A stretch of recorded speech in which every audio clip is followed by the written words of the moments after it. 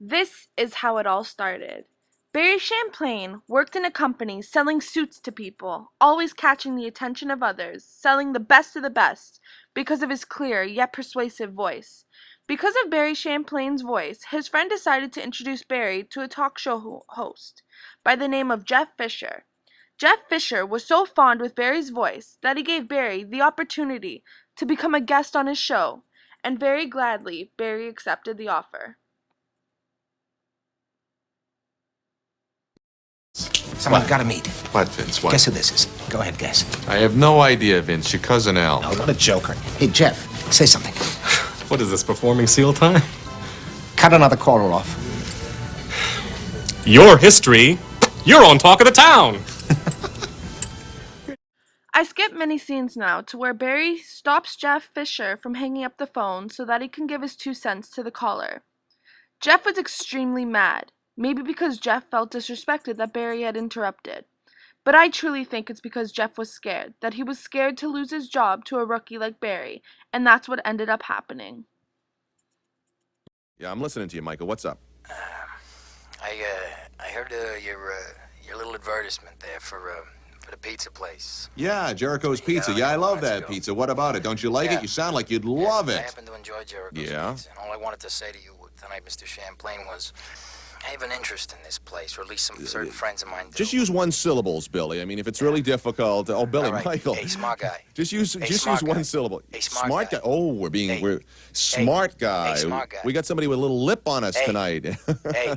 Yeah. Hey, It's me what? talking to Don't you call right me now. Hey. My name isn't This Hey. is not Okay. a conversation. This is a monologue. I talk, you listen. You understand me? You understand me? Oh, yeah. Okay, we're listening. Yes. Go ahead.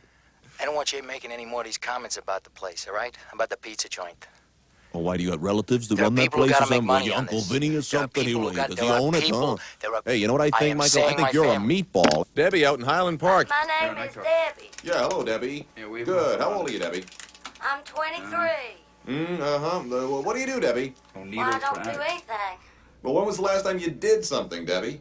I don't know. About a month ago, What'd you do a month ago? I went swimming.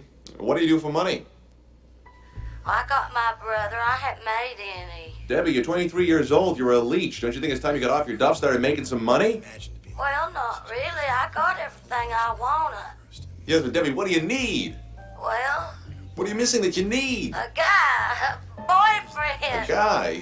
What do you have to offer a guy? Well, I have nice, shiny, long hair. A guy could buy himself a wig. You can tell I don't have a wig. It never falls off. You're terrific, darling. I'm really glad. No, but seriously, Debbie, I mean, aren't you shooting for anything more in life than looking for a free meal? Not really. You just want to lie around till you find somebody to take care of you. Yeah. You're dynamic, darling. This is Rhonda from Garland on the line. Yeah, Rhonda, you're a Night Talk. Barry, I just want to express my What are you doing, About what, Rhonda? about what they just did up in New York City, giving out needles to drug addicts. They have to do it, darling. They're trying to stop AIDS. Clean needles help. It's immoral for the government of this country, tax dollars, to be going to addicts. Oh, but it's all right, Rhonda, for our tax dollars. 4 billion of them to go into a system that's a complete joke. More drugs than ever are coming into this country. Our courts, our jails are clogged with cases. The other night up in New York City, those crack dealers killed another cop, and any kid who wants a hit can get one, right? That's right. And Well, what you know, when are are we gonna... when are we going to wake up, Rhonda? I mean, when are we going to admit that drug prohibition is not working in this country? That's right. Now, I think... You know what I think? I think we should legalize all drugs. That's what I think, as sinister as that sounds. Why, that's the dumbest thing I ever heard. Is it? I mean, What? if a junkie can just go into a drugstore, sign his name, get the stuff for $1, and he doesn't have to rob or kill somebody for his habit, now does he? Am I right? You cannot let children have drugs. Why not? Why not? They're gonna get it anyway, Rhonda. Barry, we Hey, have Rhonda, in a America war. today, we're talking about shooting up in the 8th We have a grade. war of Do you know what the against most the children of do you know this what the most country. dangerous drug is in America today? No, Yes, wait, I wait, know. wait, no, wait, Heroin. no, it's Heroin. legal. It's tobacco. Kills 350,000 people a year. You know how much Together, I think coke, you're crack, making those heroin, facts up. pot kill every year?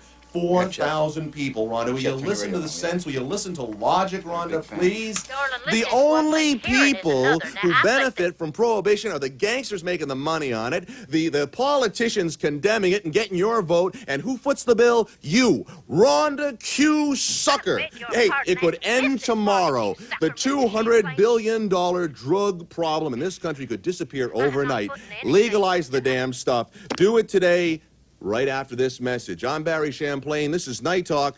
We're going to go to a message. I'll be right back after I shoot up.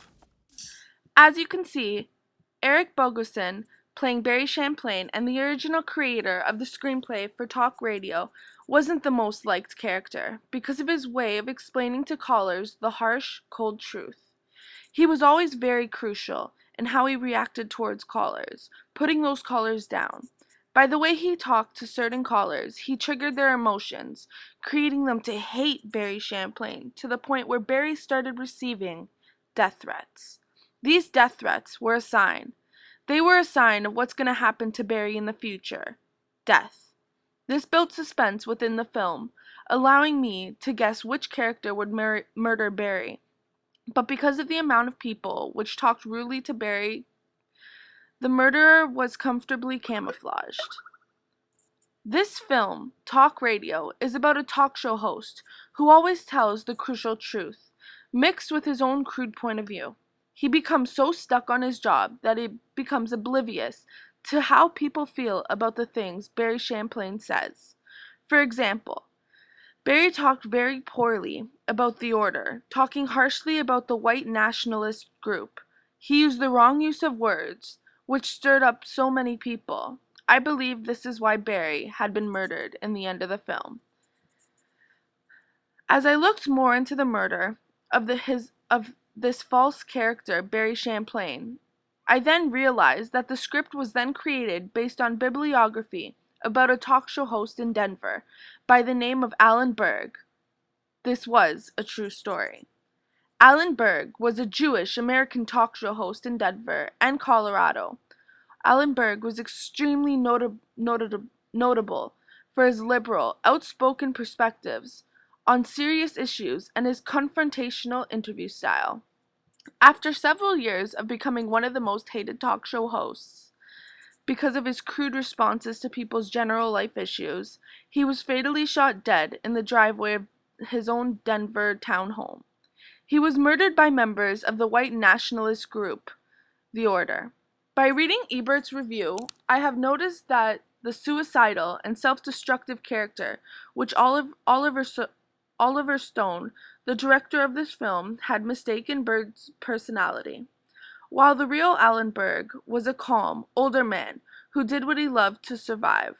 This also got me thinking about how the camera rarely left the radio station, unless he was going to meet someone, such as Ellen, his ex-wife, or flashbacks. By watching how the camera stays still, focusing on Eric Bogosin, you see the background circling him, causing a claustrophobic feeling for the viewers. Tying back into Oliver Stone, I feel as if this film had fit his body of work, because he is mainly known for its focus on politics, war, and issue of power, always rising to disagreements to his viewers. I would say this should be considered a classical film, because of the way this film had moved me. Talk radio shows relative situations to many people's daily life issues. For example, if I were to talk poorly about someone who was higher up or mafia status, I would be murdered because they would feel as if their power had been slightly disturbed. And despite many other things, the gross of the film, $3,468,572, has almost hit the estimated $4 million budget, almost getting most of their money back. I feel as if this scene was the most powerful scene within the film, because of the circular angles of the camera on the background, allowing the viewers to feel how Barry Champlain is feeling at this exact moment. In this scene, Barry finally realizes that his words may have driven people away, and maybe have harmed the lives of others. He explains how he has said the cold truth to everyone, that maybe he might be brutally causing emotional damage to people. But he also explains that these callers, these viewers, these people might just be as insane as he is. Because despite the traumafying statements Barry has explained, these people enjoy it. They enjoy every living minute of it. A message, which Ebert has stated, has really stuck in my head because just as Barry Champlain does, Ebert does as well, gives us the full, cold truth. Here's the message which Ebert has stated. Alan Berg, who was murdered 4 years ago, is more famous in death than in life. His memory haunts many people, even those who never heard him on the radio, because of his death could be read as a message. Be cautious. Be prudent. Be bland. Never push anybody. Never say what you really think. Offer yourself as a hostage to the weirdos even before they make the first move. These days, a lot of people are opposed. They are opposed to the newfound popularity of trash television. And no doubt they are right. And the hosts of these shows are shameless controversy mongers. But at least they are not intimidated. Of what use is freedom of speech to those who fear to offend? Thank you.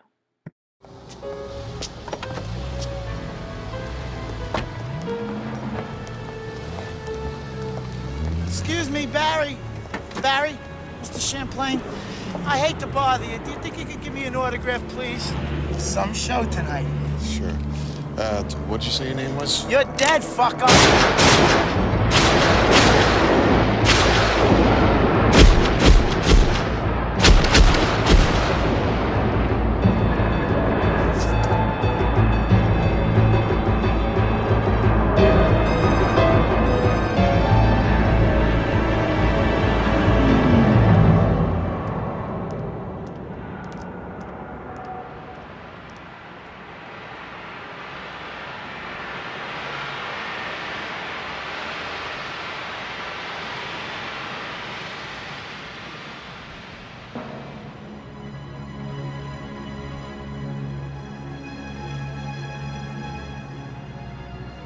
You come on down to these parts, fellow. You start telling people their business and insulting their race, you end up like Champagne, I'll tell you that right now.